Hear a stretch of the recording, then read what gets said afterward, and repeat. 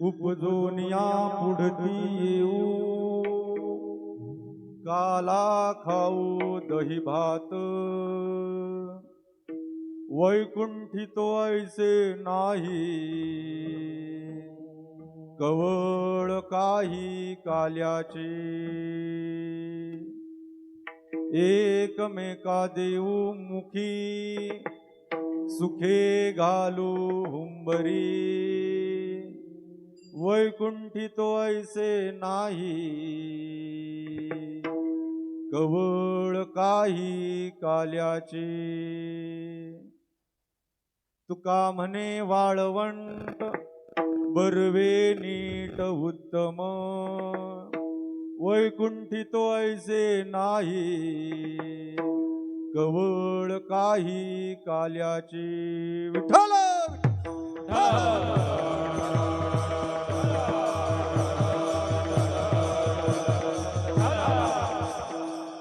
महायोग पीठे तटे भीमरथ्यां, वरं पुंडरीकाय दातु मुनीन्द्रै, समागत्य तिष्ठन्तमानन्दकन्दं, परब्रह्मलिङ्गं भजे पाण्डुरङ्गं.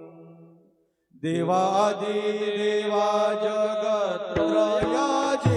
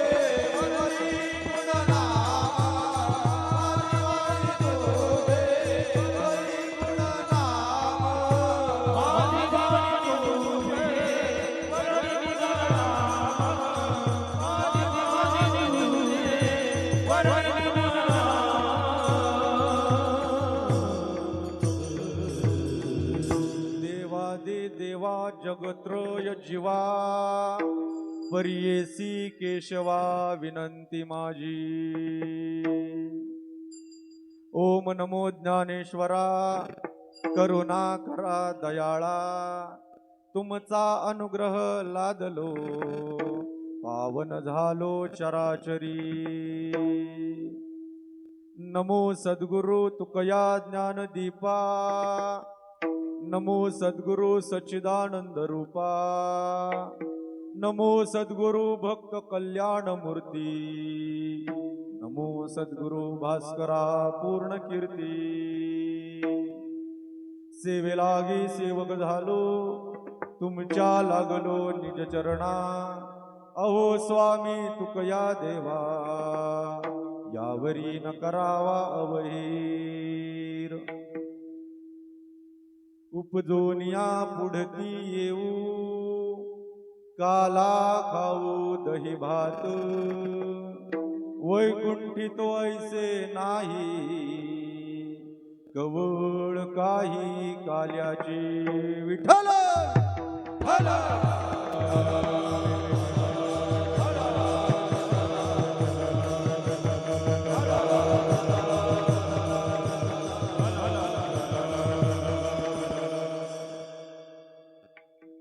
श्रीमंत श्री जगद्गुरु तुकोबराय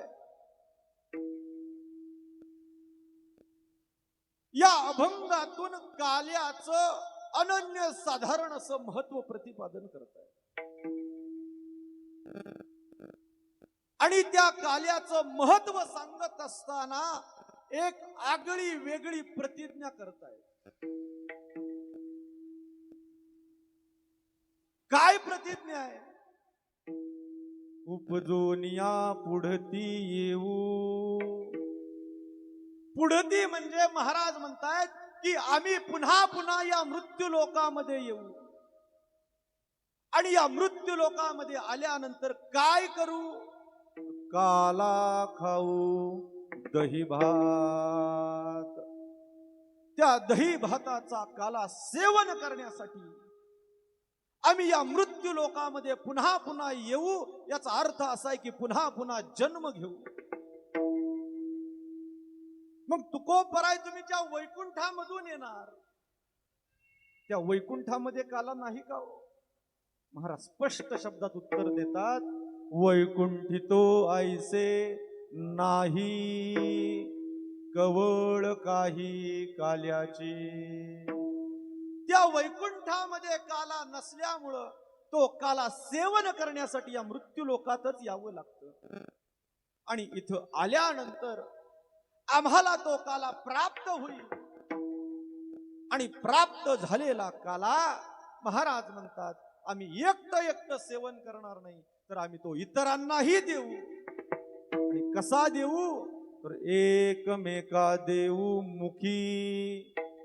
एकमेकांच्या मुखामध्ये तो प्रसाद देऊ आणि हुंबरी नावाचा खेळ आम्ही सुखानं आनंदानं खेळू. सुखे घालू हुंबरी. आणि असा दुर्मिळ असणारा दुर्लभ असणारा काला आम्ही कुठं करू? तर महाराज म्हणतात त्या वाळवंटामध्ये करू. आणि ते वाळवंट कसं आहे? तर बरं आहे, नीट आहे आणि उत्तम आहे. म्हणून तुकोबराय शेवटच्या चरणात वर्णन करतात तुका म्हणे वाळवंट बरवे नीट उत्तम. विठ्ठल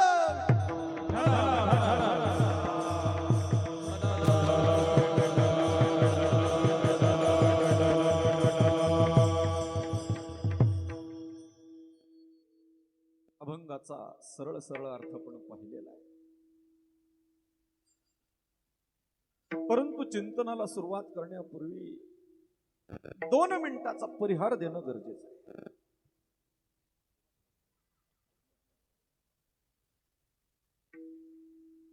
आपल्या या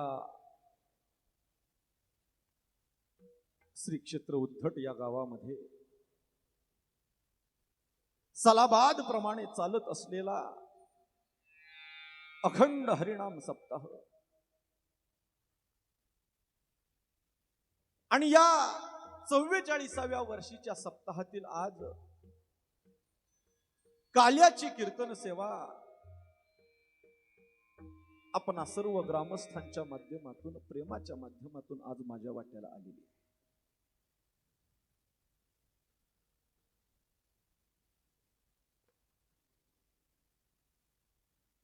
गेली 44 वर्ष झालं आपण अखंडपणे हा नामोत्सव, हा उत्सव, हा सप्ताह करत आलेलो आहोत.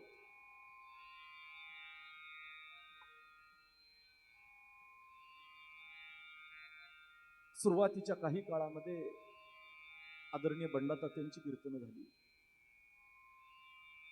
नंतर गेली अनेक वर्ष आमचे वडील मोठे महाराज यांची काही कीर्तन सेवा झाली.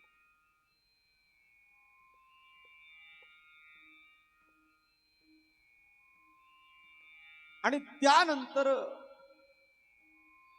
ही कीर्तन सेवा आज माझ्या वाट्याला आली.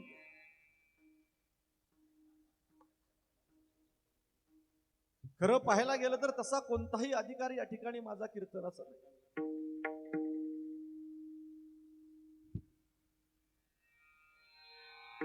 तेवढी साधना नाही, तेवढा अभ्यास नाही, तेवढं तप नाही,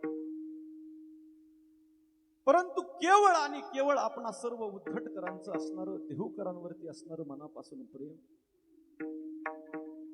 आणि त्या प्रेमाच्या माध्यमातून आज माझ्या वाट्याला ही सेवा आलेली आहे.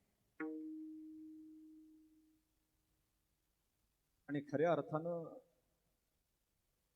या गावावरती ज्यांचं विशेष प्रेम आहे आणि ज्यांची ज्ञानोबरायांच्या सोहळ्यामध्ये एक क्रमांकाला दिंडी, असे त्या दिंडीचे मालक परम आदरणीय तांबेकर महाराज या ठिकाणी आवर्जून उपस्थित आहेत. त्यांचंही मनापासून या गावावरती प्रेम आहे आणि गावाचंही त्यांच्यावरती प्रेम आहे. त्यांचे चिरंजीव आमचे परम मित्र कृष्णा महाराज या ठिकाणी उपस्थित आहेत. पंचक्रोशीतील सगळी ज्येष्ठ श्रेष्ठ टाळकरी मंडळी, कोणाचा नामोल्लेख करणार नाही, कारण कोणाचं घेतलं तर कोणाचं तरी राहणार आहे. ही सगळी प्रेमाची मंडळी आहेत आणि या प्रेमाच्या माध्यमातून आज माझ्या वाट्याला ही सेवा आलेली आहे. विठ्ठल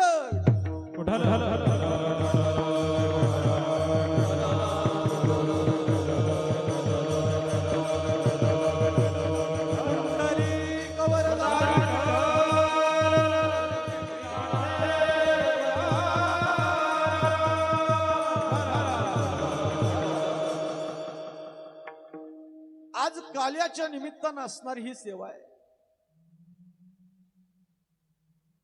काल्याचा काही महत्वाचा भाग आहे. काला का केला जातो, कशासाठी केला जातो, कधीपासून केला जातो,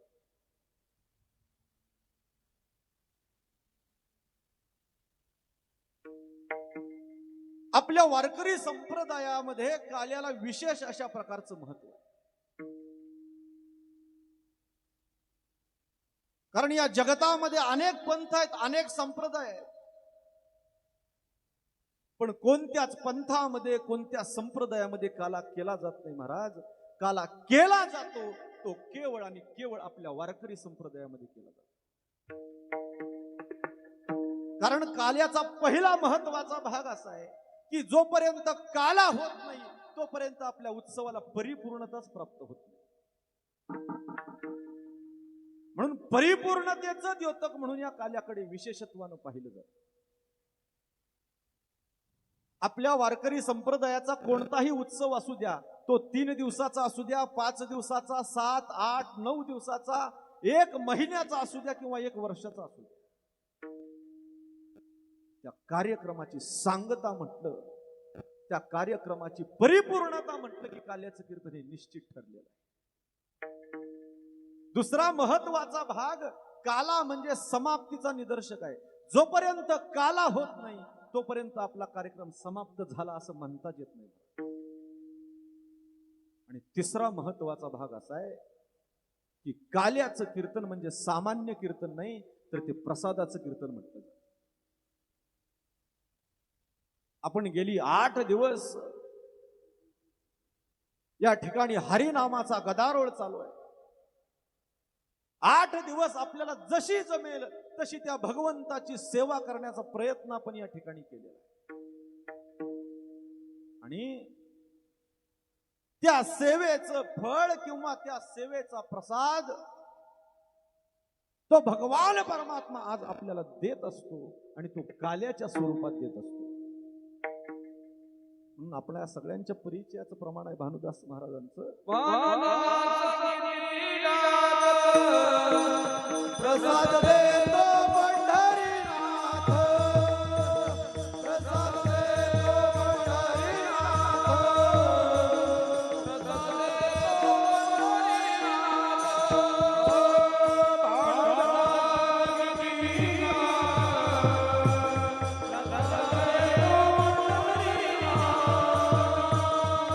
प्रसाद देतो पंढरीनाथ.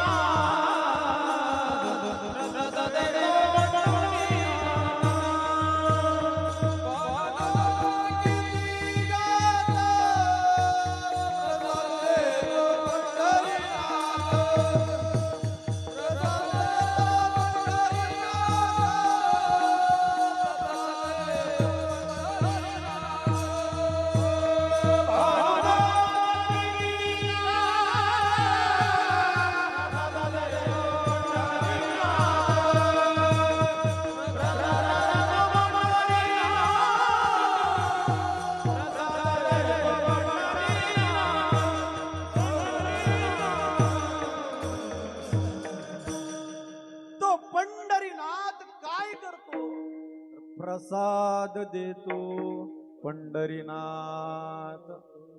म्हणून आपण भगवंताची जी सेवा केलेली आहे त्या सेवेचा प्रसाद आपल्याला काल्याच्या रूपाने आज या ठिकाणी प्राप्त होणार आहे.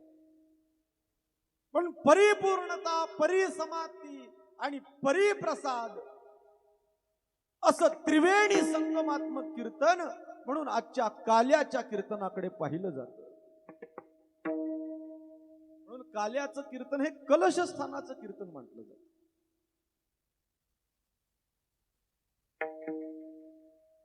वारकरी संप्रदायामध्ये जो काला झाला तो 2 ठिकाणी झाला. पहिला काला द्वापार युगामध्ये कृष्ण भगवान परमात्म्यानं केला. त्या यमुना नदीच्या तीरावरती सगळ्या गोपाळांसमवेत कृष्ण भगवान परमात्म्यानं काला केला. आणि महाराज तेच गोपाळ या कलियुगामध्ये वारकरी झाले आणि त्या वारकऱ्यांनी सुद्धा त्या पंढरपुरी चंद्रभागेच्या वाळवंटामध्ये काला केला. अतिशय सुंदर प्रसंग आलेला आहे तो.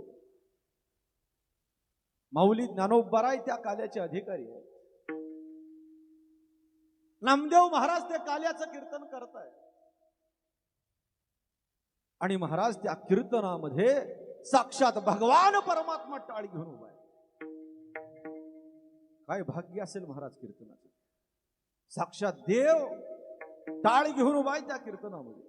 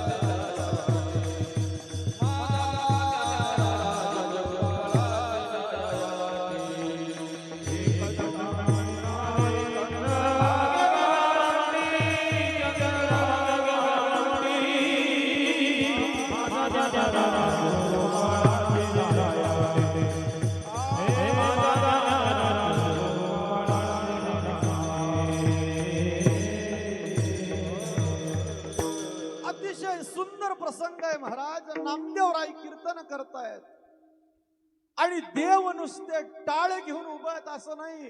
देव महाराज त्या भजन आनंदामध्ये नाचतायत. गाये नाचे उडे आपुलिया छंदे मनाच्या आनंदे आवडीने. भगवान परमात्मा एवढं बेभान होऊन नाचतायत, एवढं बेभान होऊन नाचतायत की नाचता नाचता देवाचा पितांबर गळून पडलेला सुद्धा देवाला कळाला. तसंच नाचतायत भगवान परमात्मा. शेजारी कबीर महाराज उभे होते टाळी घेऊन देवाचे. कबीर महाराजांच्या पायामध्ये काहीतरी घुटमळायला लागलं म्हणून कबीर महाराजांनी वाकून पाहिलं काय अडकतंय पायात नक्की. तर महाराज देवाचा पितांबर गळून पडलेला आहे आणि देव तसंच नसतं. कबीर महाराजांनी पाहिलं आणि देवाच्या डाव्या शर्टाची बाही पकडली आणि देवाला जाग केलं. देवा सावध व्हा. महाराज देव उलट कबीर महाराजांना ओरडले. अहो कबीर महाराज कीर्तनात बोलायचं नसतं, माहित नाही का तुम्हाला? कबीर महाराज म्हणले देवा क्षमा असावी, कीर्तनात बोलायचं नसतं हे खरं आहे, पण कीर्तनात काय नागवं नाचायचं असतं का म्हटल्यावर खाली बघितलं तर पितांबर गळून पडलेला आहे. पितांबर उचलला आणि नेसला. हा प्रसंग कशाकरिता सांगितला तर पहिला काला कृष्ण भगवान परमात्म्यानं त्या द्वापार युगामध्ये यमुना नदीच्या तीरावरती केला आणि दुसरा काला त्या चंद्रभागेच्या वाळवंटामध्ये ज्ञानोबरायांनी केला. आणि तेव्हापासून आज तागायत आपल्या वारकरी संप्रदायामध्ये सातत्यानं काला केला जातो. कारण तो काला एवढा गोड आहे, एवढा चविष्ट आहे की त्या काल्याची चव कुणालाही कळत नाही. ती चव फक्त वारकरी संप्रदायाला कळते. आणि म्हणून सातत्यानं पुन्हा पुन्हा पुन्हा पुन्हा आपल्या वारकरी संप्रदायामध्ये तो काला केला जातो. आता जो काला आहे तो काला सुद्धा 3 प्रकारानं सांगितला. पहिला काला सांगितला तो रूपक केलेला आजच्या कीर्तनामध्ये आहे, तो दही भाताचा काला. दुसरा जो काला सांगितला तो हरिनामाचा खिचडी काला सांगितला. हरिनामाचा खिचडी काला प्रेमे मोहिला साधने. आणि तिसरा जो काला सांगितला तो जीव आणि ब्रह्म ऐक्याचा काला सांगितला. एक जीव आहे आणि एक शिव आहे, किंवा एक जीव आहे आणि एक ब्रह्म आहे. म्हणून जीवनामधला खरा काला कोणता आहे तर आपला जीव न राहता तो ब्रह्म रूपाकार होणं हा खरा जीवनातला काला आहे. आणि तुकोबराय प्रतिज्ञा करतात की असा काला सेवन करण्यासाठी आम्ही या मृत्यू लोकामध्ये पुन्हा पुन्हा जन्म घेऊ. अभंगाच्या पहिल्या चरणामध्ये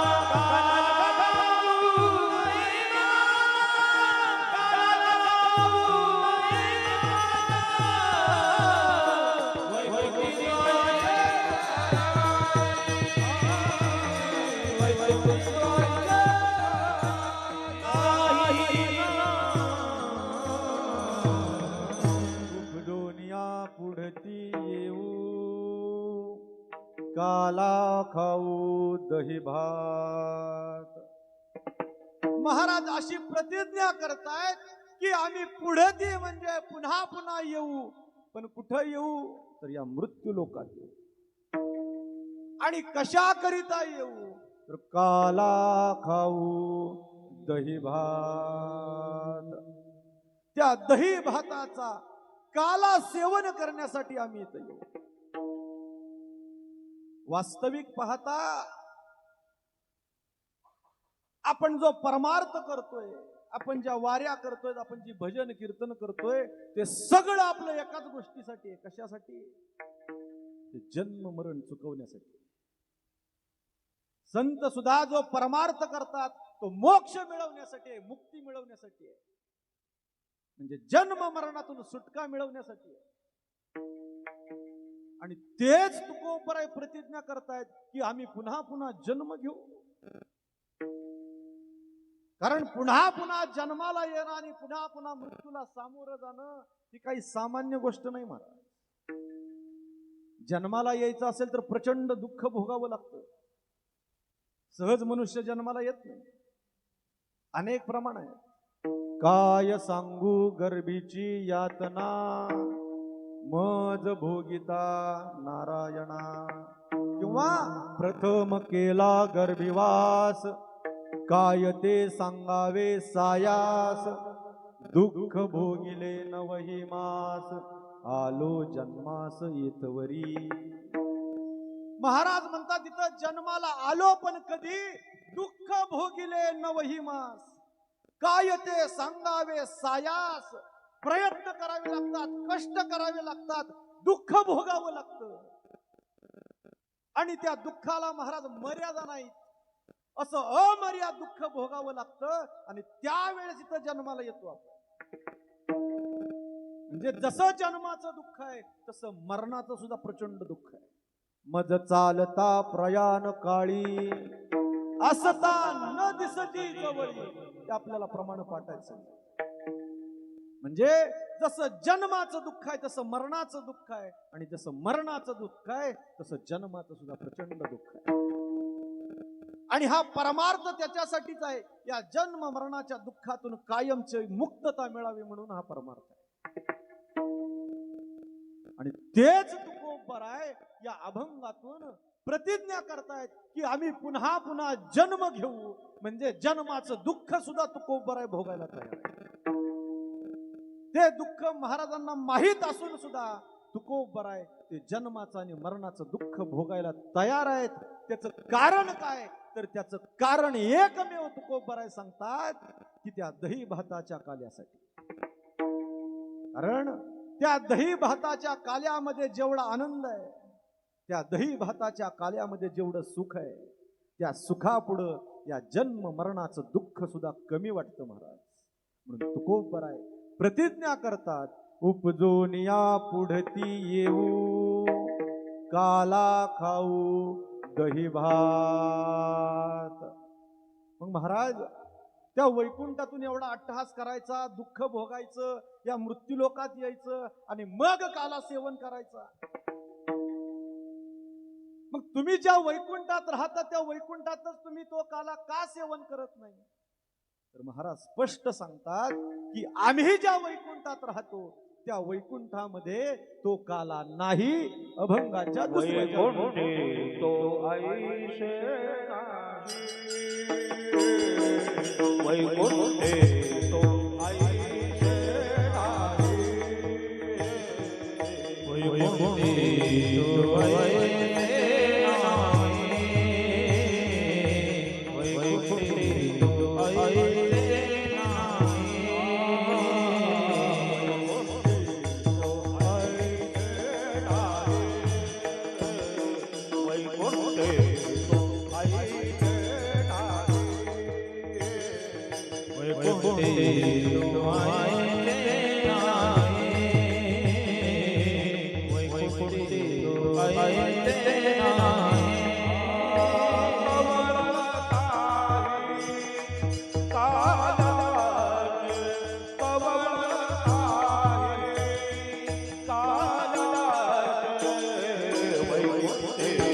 आईचे नाही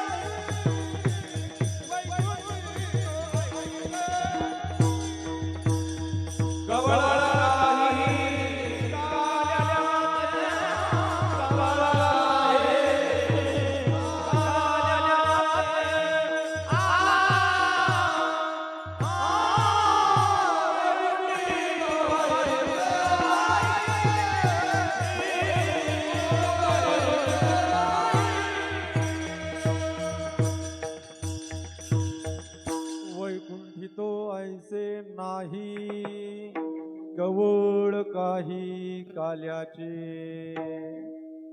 महाराज म्हणतात त्या वैकुंठामध्ये तो काला नाही.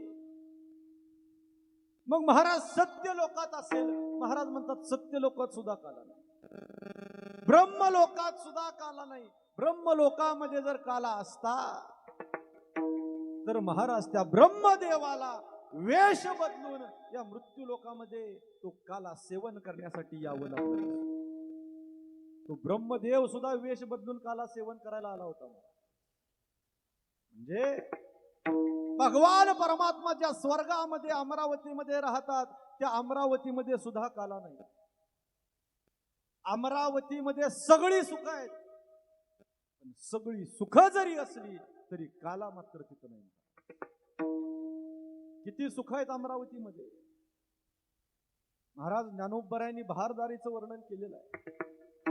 जवळपास 20-22 ओव्यामध्ये फक्त त्या स्वर्गाचं अमरावतीचं वर्णन केलेलं आहे. त्या अमरावतीचं आपण जर वर्णन ऐकलं किंवा त्या ओव्या जर वाचल्या तर आपल्याला सुद्धा वाटेल की एखाद्या वर्षीचं उसाचं बिल गेलं तर जाऊ द्या, पण अमरावतीला स्वर्गात जाऊन यावं. ज्ञानोबराय वर्णन करतात, जेथ अमरत्व हे सिंहासन, ऐरावता सारखे वाहन, राजधानी भुवन अमरावती. तिथं अमरत्वाचं सिंहासन आहे की म्हणजे ज्या सिंहासनावरती बसल्यानंतर तिथं मरणच येत नाही. तिथं फिरायला चालत नाही फिरायचं. ऐरावती सारखे वाहन म्हणजे हत्ती फिरायला. ज्ञानोबराय पुढं वर्णन करतात, जेथ महासिद्धीची भंडारे, अमृताची कोठारे, जिये गावी खिल्लारे कामधेनूची. महासिद्धीची भंडार आहेत. एखाद्या महाराजांना जर अर्धी सिद्धी प्राप्त असेल तर आपण कपडे फाटेपर्यंत त्यांच्या मागे पडतो, अर्धी सिद्धी प्राप्त असेल. महासिद्धीची भंडाराच्या भंडार आहे त्या अमरावती.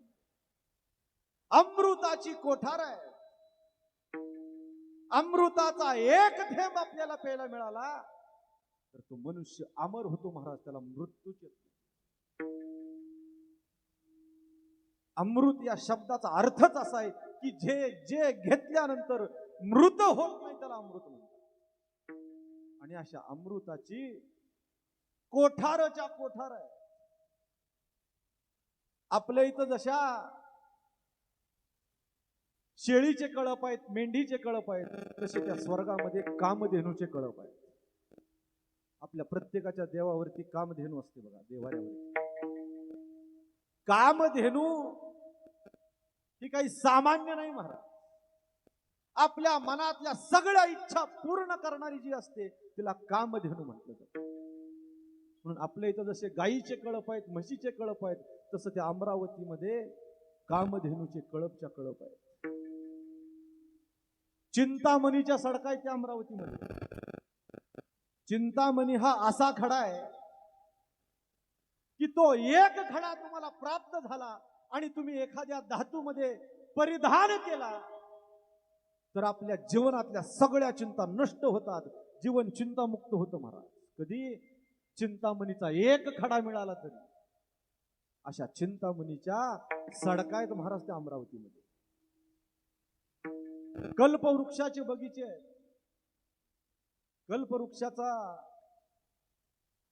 झाडाखाली जर आपण बसलो तर तो वृक्ष असा आहे की मनामध्ये जी इच्छा तुम्ही कराल ती इच्छा एका क्षणार्धात पूर्ण होते. कल्पवृक्षाच्या बगीच्या झाडाखाली तुम्ही बसला आणि मनामध्ये फक्त इच्छा केली, म्हणायचं सुद्धा नाही, बोलायचंही नाही, फक्त मनामध्ये इच्छा केली की तुमची महाराज एका क्षणामध्ये इच्छा पूर्ण होते. आणि अशा कल्पवृक्षाचे बगीचे आहेत आपल्याकडे. जशा केळीच्या, पेरूच्या, डाळिंबाच्या बागा आहेत तशा महाराज कल्पवृक्षाचे बगीचे आहेत. मनोरंजनासाठी गंधर्वाचं गायन आहे, रंभेचं मेनकेचं नृत्य आहे. एवढी सगळी सुख त्या अमरावतीमध्ये आहेत. पण मला स्वर्गाचं महत्व सांगायचं नाही, अमरावतीचं महत्व सांगायचं नाही, मला काल्याचं महत्व सांगायचं. तुकोबराय असं स्पष्ट सांगतात की त्या स्वर्गामध्ये अमरावतीमध्ये राहणारे देव त्या सगळ्या सुखांचा त्याग त्या देवांनी केला आणि ते सगळे देव ती अमरावती सोडून या मृत्यू लोकामध्ये आले. आणि ती अमरावती ओस पडलेली आहे. कशाकरिता देवांनी सुखाचा त्याग केला, कशाकरिता सगळे देव अमरावती सोडून या मृत्यू लोकामध्ये आले, तर तुकोबराय स्पष्ट सांगतायत केवळ आणि केवळ तो काला सेवन करण्यासाठी. आजी ओस अमरावती काला पहावया येती, देव विसरती देहभाव आपुला. देव सगळं आपला देहभाव विसरले आणि त्या सगळ्या सुखांचा त्याग करून या मृत्यूलोकात काला सेवन करण्यासाठी आले. म्हणजे त्या सगळ्या सुखांपेक्षा सुद्धा आनंद देणारा, सुख देणारा जर काय असेल तर तो आमचा वारकरी संप्रदायातला काला आहे. आणि तुकोबराय म्हणतात असा काला आमच्या वैकुंठामध्ये नाही. वैकुंठी तो ऐसे नाही, कवळ काही काल्याचे विठ्ठल.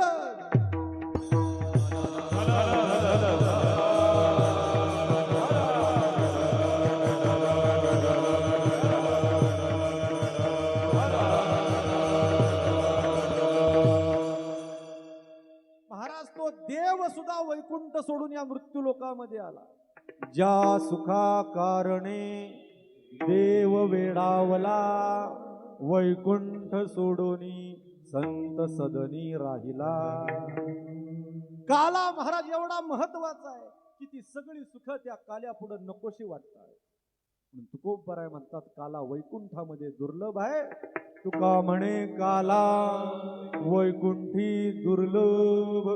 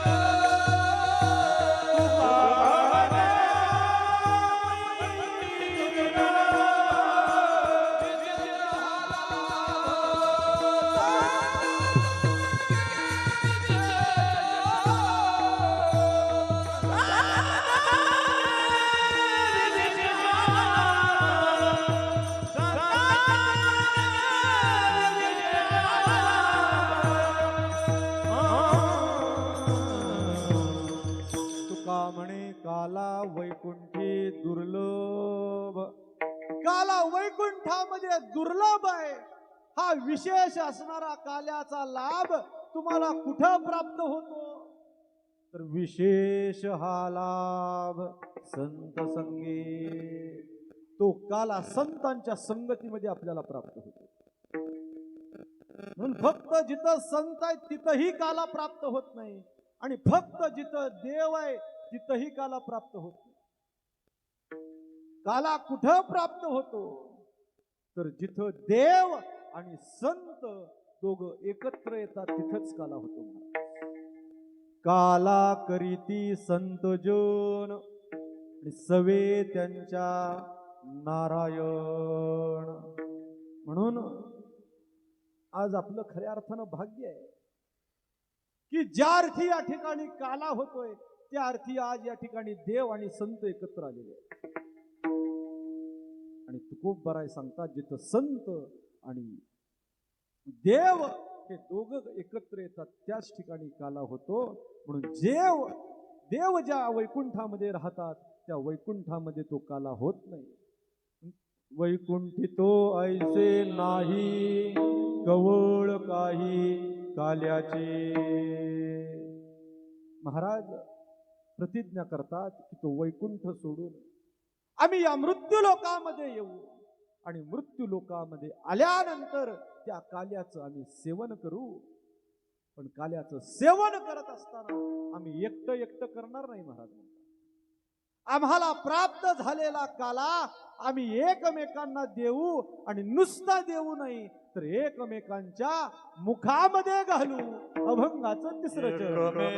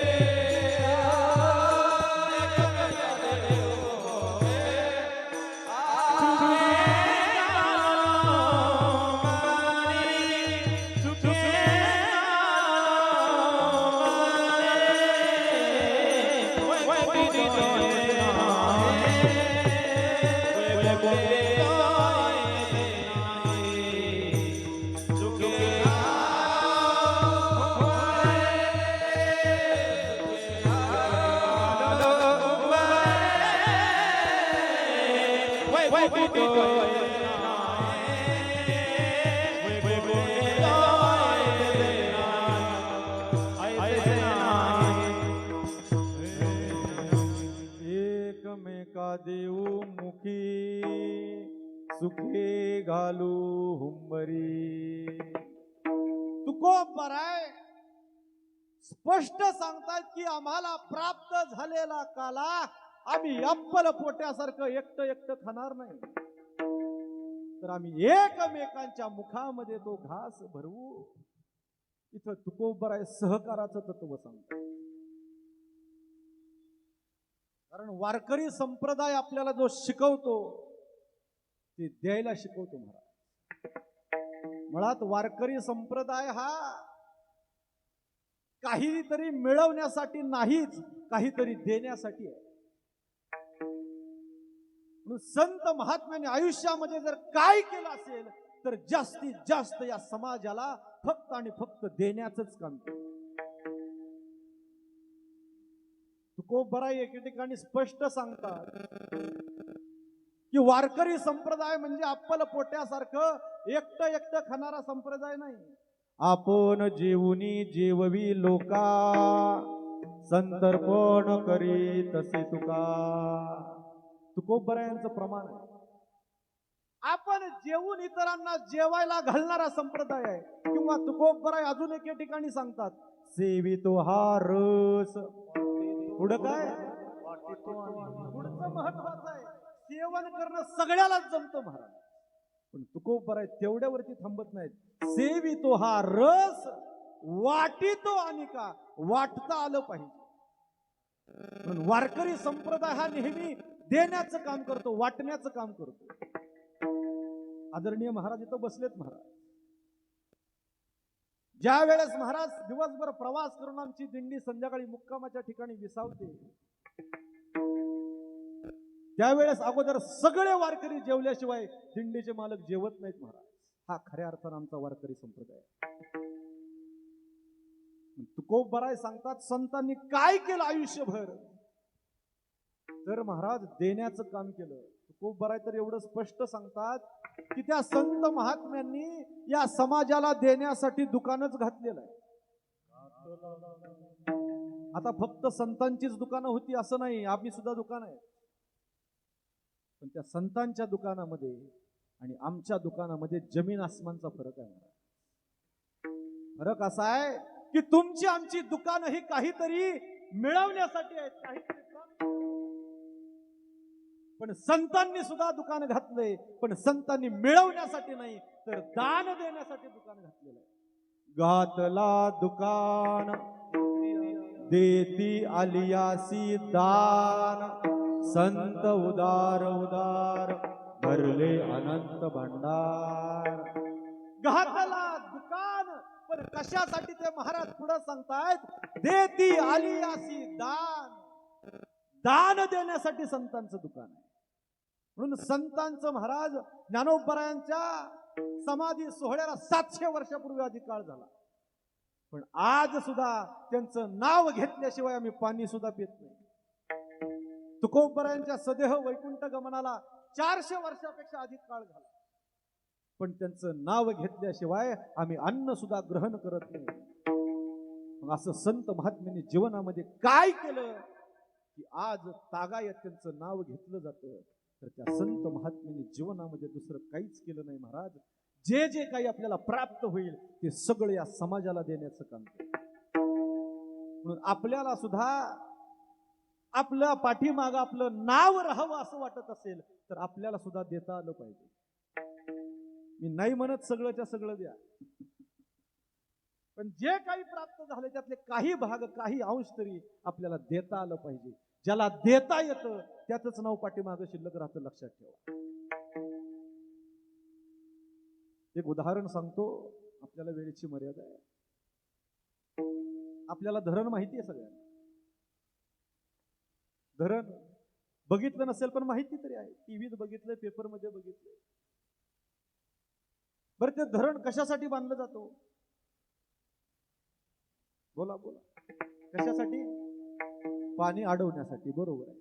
बरं, धरण बांधलं जातं म्हणजे नक्की काय बांधलं जातं? एखादी खोली असते, एखादा हॉल मोठा असतो, अशी भली मोठी भिंत असते, काय असतं? धरण म्हणजे काय? भली मोठी भिंत म्हणजे धरण आहे. कशासाठी बांधतात ते? पाणी अडवण्यासाठी. बरं मला सांगा, ती भिंत बांधली जाते, दगड विटा माती सिमेंट जे काही असेल ते, मग ती भिंत अशी सलग बांधतात का त्याला दरवाजे असतात? दरवाजे असतात. बरोबर. भिंत कशासाठी बांधली? पाणी अडवण्यासाठी. मग दरवाजे कशासाठी? कशासाठी? दरवाजे कशासाठी? पाणी सोडण्यासाठी. मग अडवलं कशासाठी? एक लक्षात घ्या, अतिशय सुंदर उत्तर आहे. अडवलं कशासाठी? तर सोडण्यासाठी. म्हणून अडवलंही पाहिजे आणि सोडलंही पाहिजे. तुम्ही जर फक्त त्या धरणात पाणी अडवत राहिला तर काय होईल? काय होईल? एक दिवस ते धरण फुटल्याशिवाय राहणार नाही. हे फक्त गणित त्या धरणालाच लागू होतं असं नाही, आपल्या सुद्धा आयुष्याला लागू होतं. आपण सुद्धा कमवायला हरकत नाही, मिळवायला हरकत नाही, पण तुम्ही नुसतं कमवून ठेवत असाल, साठवून ठेवत असाल, त्याला जर धर्मरूपी दरवाजा नसेल, दानरूपी दरवाजा नसेल, परमार्थरूपी दरवाजा नसेल, तर ती प्रपंच रूपी भिंत सुद्धा एक दिवस फुटल्याशिवाय राहणार नाही. म्हणून आपल्याला सुद्धा जीवनामध्ये आपलं नाव पाठीमागं राहावं असं वाटत असेल तर आपल्याला सुद्धा देता आलं पाहिजे, आपल्याला सुद्धा वाटता आलं पाहिजे.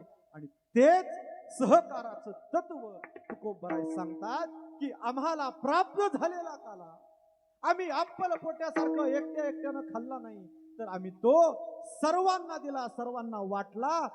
एकमेका देऊ मुखी आणि सुखानं आनंदानं हुंबरी नावाचा खेळ खेळू, सुखे घालू हुंबरी. आणि असा दुर्मिळ असणारा, दुर्लभ असणारा काला महाराज सांगतात आम्ही त्या वाळवंटामध्ये केला. आणि ते वाळवंट कसं आहे? तर वाळवंट बरव आहे, वाळवंट नीट आहे आणि वाळवंट उत्तम आहे. तुका म्हणे वाळवंट बरवे नीट उत्तम, विठोबा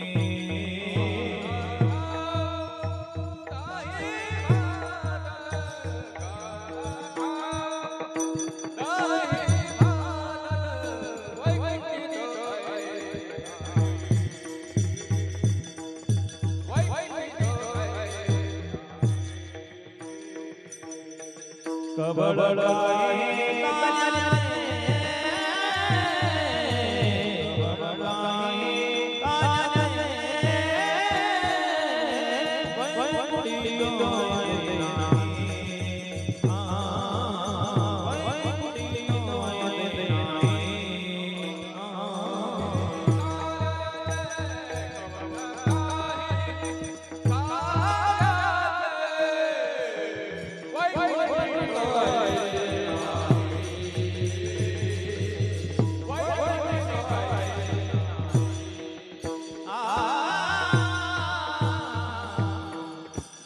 विठाल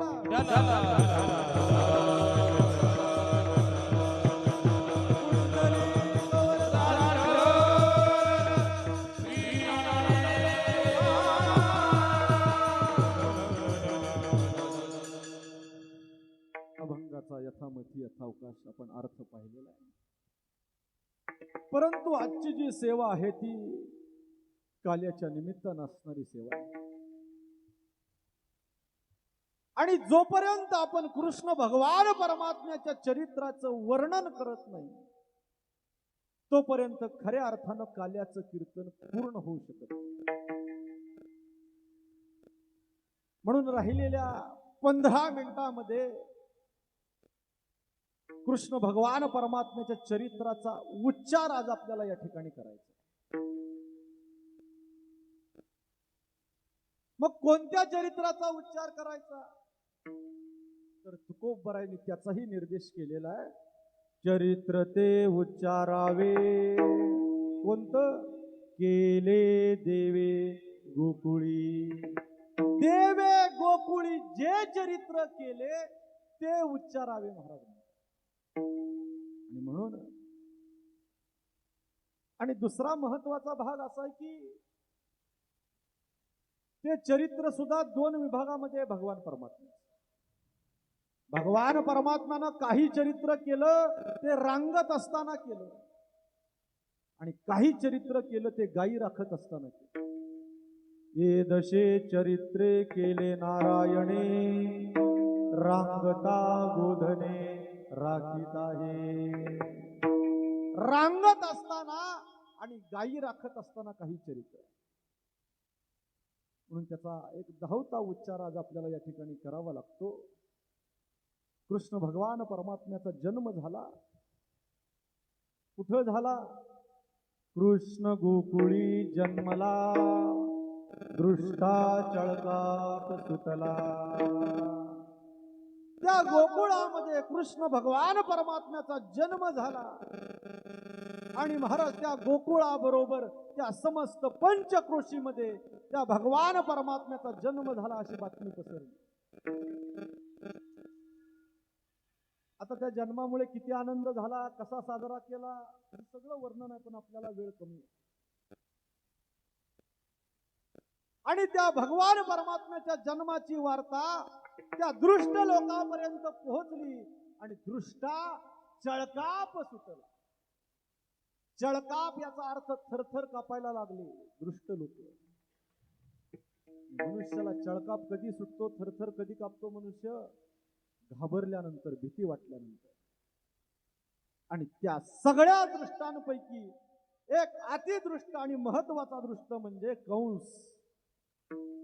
कंसाला बातमी कळाली कृष्णाचा जन्म झालेला आहे आणि महाराज त्यांनी आपल्या मंत्रिमंडळाची तातडीची बैठक बोलावली आणि त्या कृष्णाला मारण्याकरिता पैजेचा विडा मांडला.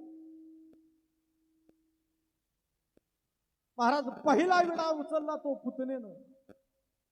पुतना म्हणली आता जाते मारून येते. सौंदर्य संपन्न असं रूप धारण केलं, तणामध्ये विष भरून मारायला गेली. महाराज कृष्णाला मारायला गेली, ती गेलीच, परत आलीच नाही. म्हणून तुकोबरा एके ठिकाणी असं स्पष्ट सांगतात की शक्यतो देवाकडे कुणी जाऊ नका, कारण एकदा का तिकडे गेला की तो परत येतच नाही. तेथे जाऊ नका कोणी, आणि गेले नाही आले परतवणी. देवाकडे तुम्ही जर गेलात तर मनुष्य परत येत नाही. तुम्ही प्रेमानं गेला, भावनेनं गेला तर तो भगवान परमात्मा एवढं प्रेम देतो की तिथून माघारी यायला आपलं मनच तयार होत. तुझ पाहता सामोरी आणि दृष्टी न फिरे माघारी.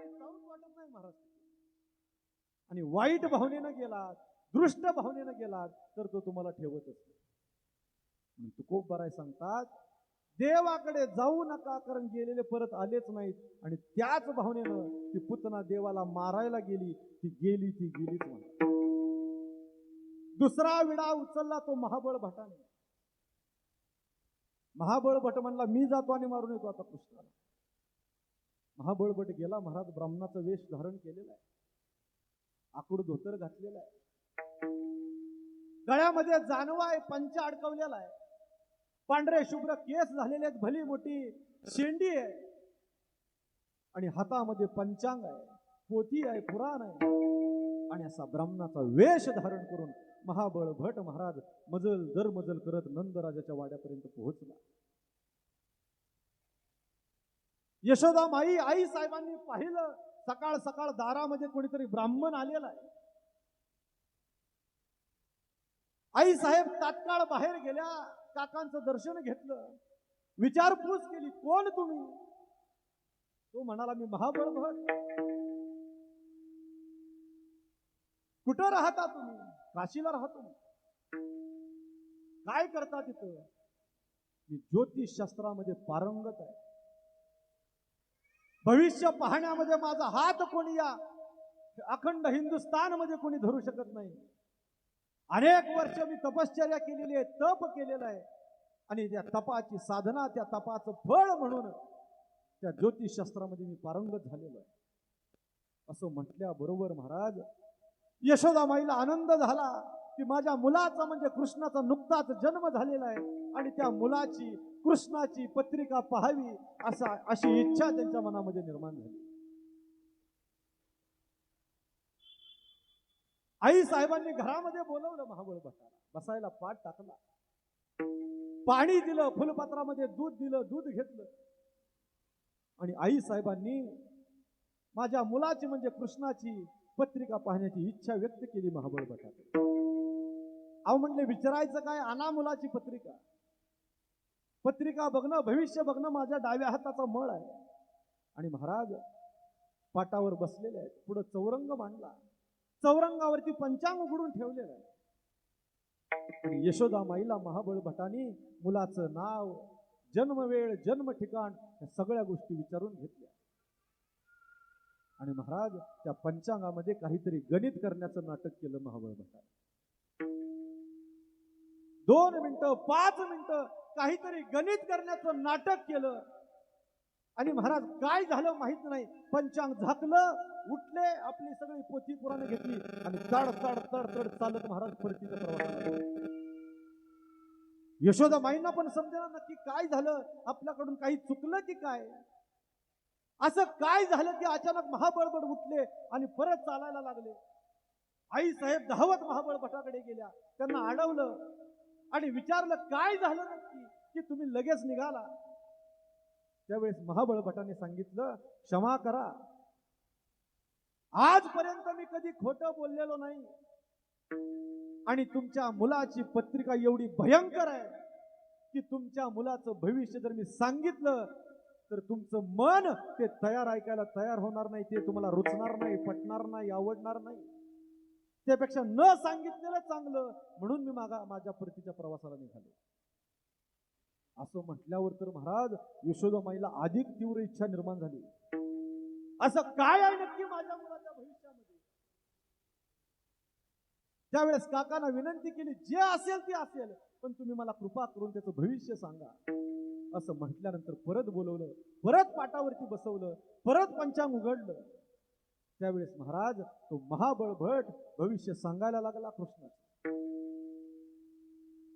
तुमचा मुलगा म्हणजे हा कृष्ण जो जन्माला आलेला आहे तो मूळ नक्षत्रावरती जन्माला आलेला आहे, आणि मूळ नक्षत्रावर जन्मलेली मुलं ही धर्माचा नाश करणारी असतात, हा कुटुंबाचा विध्वंस करणारी असतात, कुळाचा नाश करणारी ही मुलं असतात. हा मुलगा मोठा झाल्यावरती चोऱ्या माऱ्या करेल, हा मुलगा मोठा झाल्यावरती भ्रष्टाचार करेल, आपल्या धर्माचा नाश करेल, तुमच्या कुलाचा नाश करणारा हा मुलगा आहे. त्यामुळे ह्याला एकच पर्याय आहे. आई साहेबांना वाटलं चांगला पर्याय काहीतरी सांगेल. आई साहेबांनी विचारलं काय पर्याय आहे सांगा, मी सगळं करेल, जे वाटेल ते माझ्या मुलासाठी मी करायला तयार. त्यावेळेस त्या महाबळ भटाने सांगितलं त्याला एकच पर्याय आहे की 10 फुटाचा खड्डा काढून त्याला जिवंत गाडणं हा एकमेव पर्याय. काय वाटलं असेल महाराज आईला, लोखंडाचं पाणी करून कानात ओतावं तसा तो एक एक शब्द त्या आईच्या काळजाला लागत होता. महाराज कृष्ण भगवान परमात्मा पाळण्यामध्ये राहून सगळं बघत होता. कृष्ण भगवान परमात्म्याला सगळं माहित होतं हा कशासाठी आलेला आहे. एक लक्षात ठेवा, आपल्याला जरी वाटलं की जगाला काही कळत नाही, पण आपण जे काय करतो ते दोघांना नक्की कळत असतं, एकट्याला नाही, दोघांना. कोणाला? एक तर ज्याची त्याला कळतं, दुसरं देवाला. तुका म्हणे हे तो ठावे पांडुरंगा, काय कळे जगा अंतरीचे. अंतरातलं त्या देवाला कळतं, म्हणून देव सगळं बघत होता. हा महाबळ भटाचं नक्की काय चाललंय, कशासाठी आलेला आहे. आणि महाराज ते सगळं आईनं ऐकून घेतलं. आता पर्याय नाही म्हणून त्या काकांना आपण आता घालवलं पाहिजे, म्हणून ब्राह्मण घरामध्ये आल्यानंतर त्याला मोकळ्या हातानं पाठवायचं नाही. म्हणून आई साहेब त्या महाबळ भटाला काहीतरी दक्षिणा द्यावी म्हणून घरामध्ये गेल्या. आणि महाराज दक्षिणा घेऊन आल्या. आणि आई साहेबांना एक प्रश्न पडला, महाबळ भटाला प्रश्न केला की महाबळ भट तुम्ही सांगताय माझ्या मुलाचं भविष्य, तो मुलगा धर्माचा नाश करणार आहे, कुलाचा नाश करणार आहे, अधर्माने वागणार आहे. पण कालच गर्गाचार्य येऊन गेले आणि गर्गाचार्याने तर चांगलं भविष्य आहे असं सांगितलं. कुलाचा उद्धार करणारा मुलगा आहे, धर्माचं रक्षण करणारा हा मुलगा आहे असं सांगितलं. गर्गाचार्यांचं नाव ऐकल्याबरोबर महाबळ चाचपटला महाराज. कारण गर्गाचार्य म्हणजे काही सामान्य नाही. गर्गाचार्यांचं नाव ऐकल्याबरोबर चाचपटला आणि गर्गाचार्यांना नावं ठेवायला चालू केली. कोण गर्गाचार्य, काय त्यांचं ज्ञान आहे म्हणले, काय त्यांचं श्रेष्ठत्व आहे, काय कळतंय त्यांना. आणि महाराज गर्गाचार्यांना नावं ठेवल्यावर मात्र कृष्ण परमात्म्याला ते सहन झालं नाही. भगवान परमात्मा एक वेळेस स्वतःला कितीही नावं ठेवली तर सहन करतो, पण आपल्या भक्ताला जर नावं कोणी ठेवत असेल तर तो भगवान परमात्मा कदापिही सहन करत नाही महाराज. आणि महाराज आपल्याला एवढा वेळ नावं ठेवणारा महाबळ भट ते भगवान परमात्म्यानं सहन केलं, पण ज्या वेळेस गर्गाचार्याला नावं ठेवायला चालू केली भगवान परमात्म्याला सहन झालं नाही. आणि भगवान परमात्मा मनातल्या मनात म्हणाले, आई तो महाबळ भट माझ्याकडे आलेला आहे, त्यामुळे त्याला दक्षिणा तू देऊ नको, मी दक्षिणा देतो म्हणते. आणि दक्षिणा द्यायची म्हणून त्या पाटाला आज्ञा केली. जशी पाटाला आज्ञा केली तसा महाराज त्या महाबळ भटाच्या खालनं पाट सर्व दिशा असा सरला आणि वर आदांतरी तरंगायला लागला. महाबळ भटाला आश्चर्य वाटलं, काय झालं नक्की. महाबळ ताड दिशी उठला, आपल्या खालून सरलेला पाठ बघायला लागला. तिकडून बघितलं, तिकडून बघितलं, कुणी धरलेला नाही, काही खाली लावलेलं नाही. खालून वाकून बघितलं, जाग बीक लावलाय का त्याला, तो जाग पण नव्हता. महाराज दुसरी आज्ञा भगवान परमात्म्यानं केली. जशी भगवान परमात्म्यानं त्या पाटाला आज्ञा केली तसा पाट असा माग सर्व दिशी सरला आणि धाप दिशी त्या महाराज महाबळ भटाच्या पाठीत जाऊन बसला. जसा पाठीत पाट बसला तसं महाबळ पुढे तोंडावर धाप दिशी पडला. महाराज वर्णन करतात, विटंबिला भूट दिला पाठीवरी पाठ. दुसरी आज्ञा वरवट्याला केली. महाबळ भटाला काही कळेना, उठून उभा राहिला. दुसरी आज्ञा वरवट्याला केली, बरोबर वरवटा माग सरला आणि मानेत येऊन पडला. परत महाराज तो महाबळ भट खाली पडला. एक झाली की दुसरी, दुसरी झाली की तिसरी, अशा एक एक वस्तू सगळ्या त्याच्या पाठीत जाऊन बसू लागल्या. महाबळ भटाला समजेना नक्की काय चाललंय, कुठून वस्तू येते आणि कुठून कशी पाठीत बसते, त्याला समजेना. त्या सगळ्या गडबडीमध्ये गोंधळामध्ये त्याच्या गळ्यामध्ये असणारं जानवं तुटून पडलं, हातामध्ये असणारं पंचांग फाटून गेलं आणि कंबरेला असणारं धोतर सुद्धा महाराज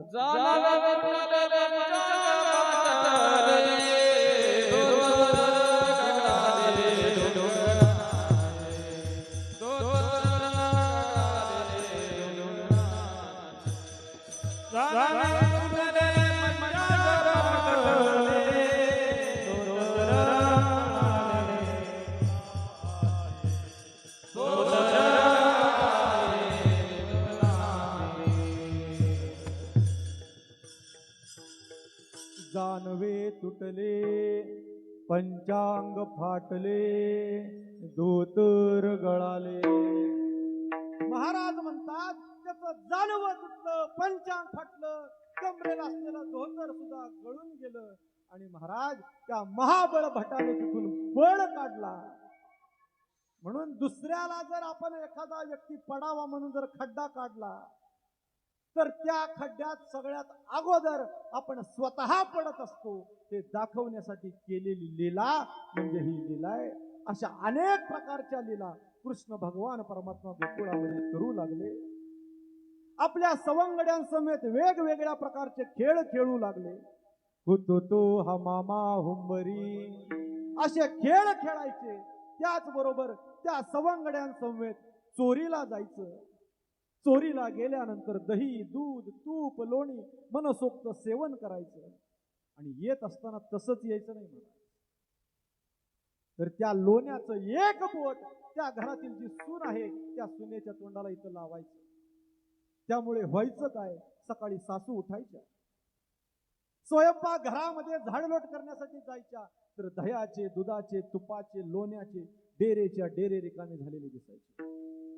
आपल्या सुनबाईला कळवावं घरात चोरी झाली म्हणून धावत सुनबाईकडे जायच्या तर सुनबाईच्या तोंडालाच लोणी लागलेला असायचं. सासूबाईला वाटायचं सुनेनं रात्री उठून चोरून खाल्लं की काय, म्हणून महाराज त्या सासूची आणि सुनेची कडाक्याची भांडणं व्हायची. अशा अनेक प्रकारच्या खोड्या कृष्ण भगवान परमात्मा गोकुळामध्ये करू लागले. आणि बरेच दिवस गेल्यानंतर सगळे गोपाळ एक दिवस एकत्र झाले आणि सगळे एकत्र होऊन त्या भगवान परमात्म्याला विनंती केली की देवा, दररोज आपण एकत्र खेळतोय, एकत्र चोरी करतोय, आता एक दिवस आम्हाला तुझ्या हातचा काल्याचा प्रसाद पाहिजे, तू आम्हाला दे. अशी विनंती केल्यानंतर महाराज कृष्ण भगवान परमात्म्यानं सांगितलं की जशी माझी शिदोरी आहे तशी उद्या येताना प्रत्येकानं आपापल्या घरून शिदोऱ्या घेऊन या. दुसरा दिवस उजडला. सगळे गोपाळ आपापल्या गायी घेऊन त्या वृंदावनाकडे निघालेले आहेत. सगळ्यांनी बरोबर आपापल्या शिदोऱ्या घेतलेल्या आहेत. सगळे गोपाळ वृंदावनामध्ये पोहोचलेले आहेत. सगळ्यांनी आपापल्या गायी त्या नदीच्या तीरावरती चरण्याकरता सोडलेल्या आहेत. कृष्ण भगवान परमात्मा आणि ते सगळे गोपाळ एकत्र मिळून खेळ खेळू लागलेले आहेत.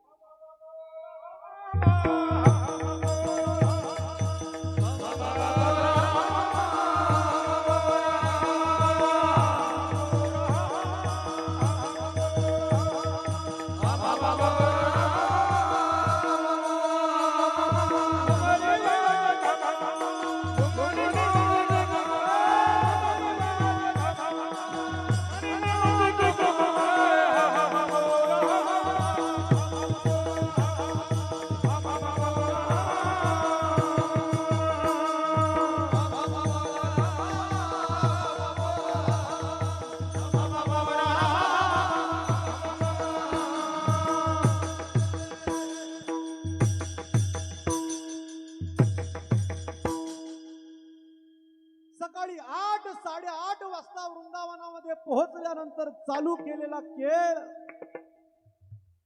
8:30 वाजल्या, 9 वाजले, 10 वाजले, 11 वाजले, 12 वाजले. महाराज डोक्यावरती सूर्य आला. सकाळपासून पोटामध्ये काहीच नाही, कावळे ओरडायला लागलेले. आणि अशा परिस्थितीमध्ये त्या सगळ्या गोपाळांनी देवाला विनंती केली की देवा, खांदी भार पोटी भूक काय खेळायाचे सुख. देवा, या खेळामध्ये आता सुख राहिलं नाही का? खांद्यावरती भार आहे, पोट्यामध्ये भूक आहे आणि या खेळामध्ये आता आनंद नाही, स्वारस्य राहिलं नाही, म्हणून आता काय करून टाक. तर तुका म्हणे आता खेळ मोडावा परता. देवा, हा खेळ मोडून टाक आणि लवकरात लवकर आम्हाला काल्याचा प्रसाद दे. अशी विनंती केल्यानंतर देवानं सुद्धा आपल्या सवंगड्यांचं गोपाळांचं ऐकलं. चालू असलेला खेळ मोडून टाकला. 9 लक्ष गोपाळ आहेत. त्या 9 लक्ष गोपाळांना गोलाकार बसवलेला. सगळ्यांनी आणलेल्या शिदोऱ्या एकत्र करायला सुरुवात केलेली आहे. कृष्ण भगवान परमात्मा स्वतः मध्यभागी बसलेले आणि महाराज तो काल्याचा प्रसाद वाटण्याकरिता बसल्यानंतर त्या गोपाळांनी त्या नदीच्या तीरावरती असणाऱ्या ज्या कोवळ्या कोवळ्या वेली आहेत त्या वेलींच्या पालेमाळा तयार करून त्या कृष्ण भगवान परमात्म्याच्या गळ्यामध्ये घातल्या. यमुना नदीच्या तीरावरची ती रेती आणून माती आणून त्या तळहातावरती त्याचा गंध केलेला आहे आणि गंध करून कृष्ण भगवान परमात्म्याच्या कपाळावरती तो लावलेला आहे. त्या माळा घातल्यानंतर तो गंध लावल्यानंतर तो कृष्ण भगवान परमात्मा अतिशय सुंदर दिसू लागला. महाराज, गड्यानो राजा किरे झाला, कृष्ण सिंहासनी बैसला. आणि अशा प्रकारे सगळ्या शिदोऱ्या एकत्र करून तयार झालेला काल्याचा प्रसाद कृष्ण भगवान परमात्म्याने सर्व गोपाळांच्या हातावरती दिला. सर्व गोपाळांनी तो काल्याचा प्रसाद सेवन केला आणि सेवन केल्यानंतर सगळ्या गोपाळांचं समाधान झालं.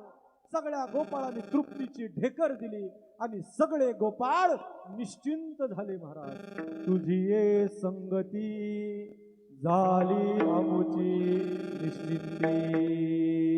म्हणून आमच्या जीवनामध्ये निश्चिंती प्राप्त झाली. आम्हाला जी सुख आम्ही पाहिली नव्हती अशी सुख त्या भगवंताच्या संगतीमुळे आम्हाला प्राप्त झाली. म्हणून तुकोबराय सांगतात, आम्हाला जीवनामध्ये प्राप्त झालेली संधी आम्ही दवडणार नाही. तुका म्हणे आता आम्ही नवदू दवडिता. तर महाराज म्हणतात, आम्ही काय करू तर आम्ही पुन्हा पुन्हा जन्म घेऊ आणि काय करू तर उपजून या पुढती येऊ, काला खाऊ दही भात. ज्ञानेश्वर